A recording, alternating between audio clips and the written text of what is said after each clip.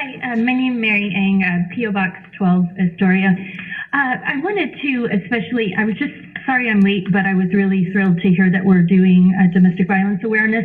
I think the dynamics with homelessness and domestic violence are very profound because there's a lot of exposure, and women especially that I speak to, but it can be anyone, often feel very much surrounded. They feel at risk from many dangers. They may sometimes have more than one abuser.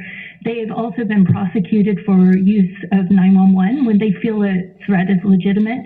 I've gotten calls from a domestic survivor who was feeling unsafe to call police because she didn't want to incur more charges or misinterpretation.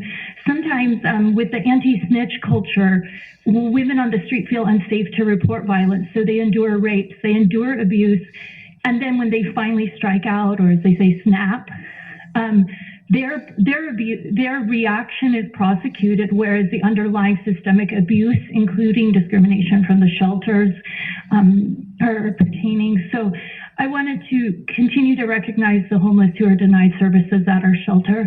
There's an elderly man who has shaggy, raggedy clothes out there.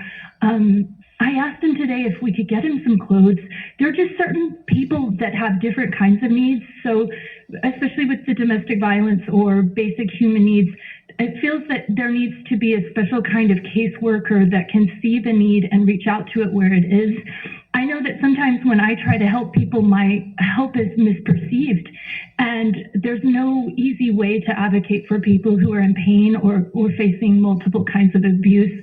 But I think we could maybe reevaluate our systems to find ways to help people feel safe. And ultimately, housing won't be the only thing that makes you safe, but it is a good step to have a locking door and have impenetrability towards your personal safety.